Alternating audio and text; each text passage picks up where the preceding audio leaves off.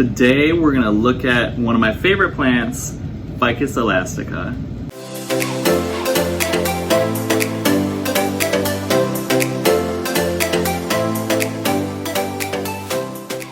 Hi everyone, it's Jason with Planted in Detroit, and I'm going to be honest, I filmed this video before and I didn't like it, so I'm trying to film it again. I've been thinking about how to improve a little bit, and I just didn't like my other video. Anyway, this is a rubber plant, also known as Ficus Elastica. It's native to Sri Lanka in like Southeast Asia. It really loves like high humidity as well as heat. Now the care is pretty easy actually with these guys. I bought mine about 8-10 months ago, last fall, and it's been doing really well. I did struggle a little bit when I first got it, but I'm going to teach you how not to when you buy yours. So as far as lighting, they do really well in medium, bright indirect sunlight. I have mine as close as I can to the window, and it's really loving the light. Doesn't mean it should get direct sunlight because that can burn the leaves, but a good indirect sunlight for 8 to 10 hours a day is perfect. Now what I love about these guys is that they can withstand some heat. A few weeks back I went on vacation, so I turned off my air, and my apartment was pretty hot because this summer it's been quite scorching, and I came back and it had tons of shoots, tons of new growth, and let me try to show you. So you can see they're coming out, they start off in this like red sheath, and then when the plant unfurls and it kind of comes out, that red sheath will fall off and it'll dry up, and then you just throw it away. But I was so surprised. I was like fearing that it would be too hot and then the plant would die or drop some leaves. Now, as far as watering goes, they do really well if you give them a lot of water. Now, what I love about this pot is it is terracotta, it's porous, which means the plant's roots will have plenty of air. Any water that it doesn't need, it'll just come right out. And it's best to water fully so that the water comes out the bottom. And what I like to do is just water it in the bathtub, leave it in there so all the water drips out, and then you can put it back when the plant is nice and dry. Now watering it, instead of giving it like a cup or like a small amount, watering it all the way through helps the plant open up the capillaries in its roots, and it shows the roots where to go down deep in the soil, so the plant is nice and has a nice root system. And eventually with this pot I will see roots coming out of the bottom out of the bottom. It's still a very young plant. It's not even a year old, so I'm gonna give it another year or two before I see that, and by then it's gonna be a good sign to repot it into something bigger. Now, these plants are surprisingly tolerant to low light situations. I've actually seen one where it's completely in shade year round in a pot, and it was really big. It was really big. But the issue with that is the plant will get leggy. And when I say leggy, I mean the spacing between the leaves here are going to get longer. So you're gonna have less leaves, but the plant's gonna reach out and get much longer. It usually will reach out laterally, more so laterally than like vertically, because the plant is basically looking for a light source so it can get more nutrients. Now I don't really like it, but it's a nice look. But I mean, if you don't have enough sunlight, you can still get one and enjoy the rubber plant. Or you can do what I do with my lamp right here. I put a grow lamp in it, and during the winter I'll have it on during the day or like at night from just watching TV. It is just like bonus light. For the soil, I mixed in some wood chips along with some coco coir and some regular potting soil. And it already came with, can't really see it, but anyway, it came with like fertilizing slow release beads, which they're about to be gone. Most of them have been absorbed.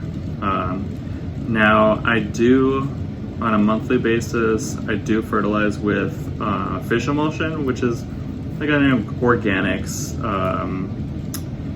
fertilizer that I really like. And the rubber plant seems to really love it, because every time I fertilize with that stuff, it'll sprout some new growth. I think I'm gonna kind of amp up the food a little bit to every other week, because it's getting a ton of sunlight, it's getting lots of heat. Even though my air is running, it's still pretty hot in here. And I want to take advantage of that so it becomes a big plant. If you give it tons of sunlight and enough food, enough water, it can get like 6 feet. And honestly, it can get much taller, because in the wild, they turn into trees. They turn into huge trees in its native environment. And of course, this plant will grow as big as its roots allow. So eventually I'll probably have it in a pretty big pot, because I just like that big dramatic plant look. And I think what I'm gonna do in the winter time, because it does get really, really hot, I'm gonna try and add some humidity. If you don't have a humidifier, I don't. I had one, but it got moldy. If you don't, you can actually, let me try it. You can take the tray, if you have one. I like the plastic ones because they're cheap and they're a little deeper than the terracotta ones. But you can take it, fill it, just like one layer of gravel, and then you can fill it up with water. And then as the water evaporates, it will create like humidity in that general area.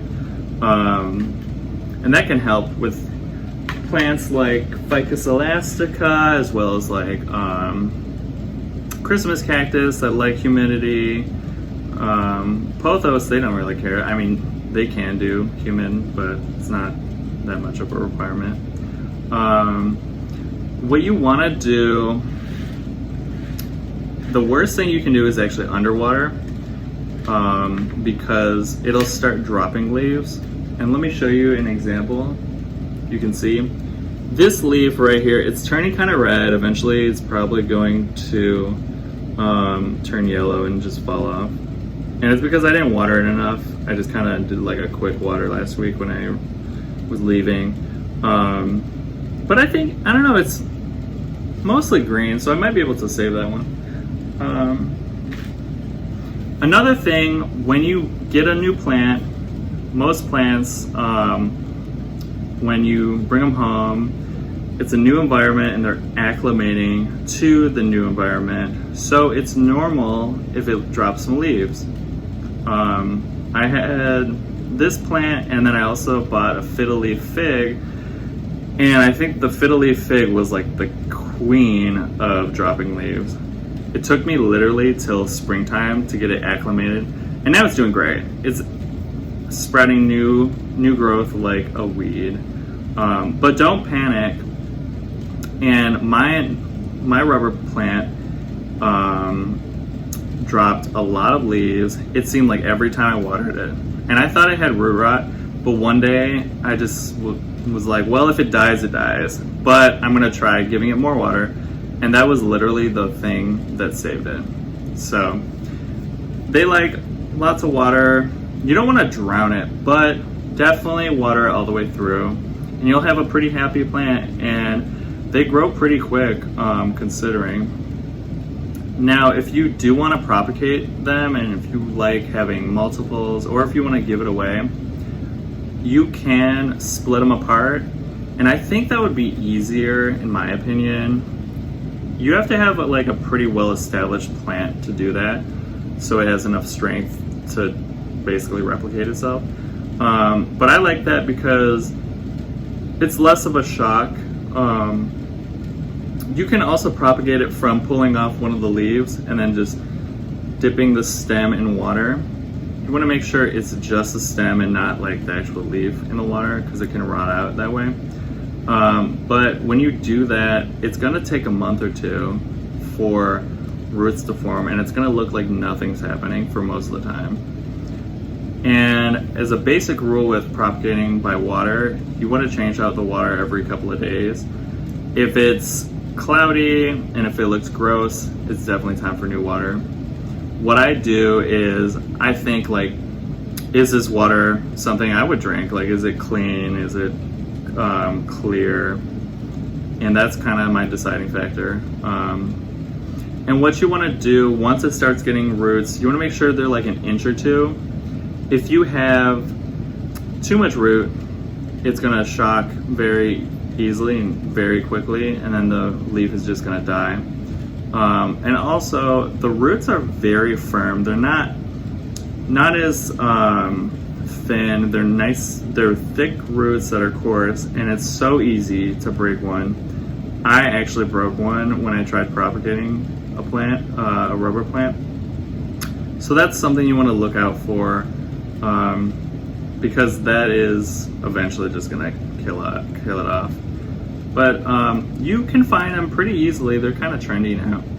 And they have different varieties. There's a burgundy one. There's like a tinky one. And I think there's also one that's like a black, jet black. But of course, the different colors are a little more rare and a little more pricey. But anyway, super easy to grow. Make sure not to underwater, and you'll have a pretty happy plant. All right, that's it for today. Bye.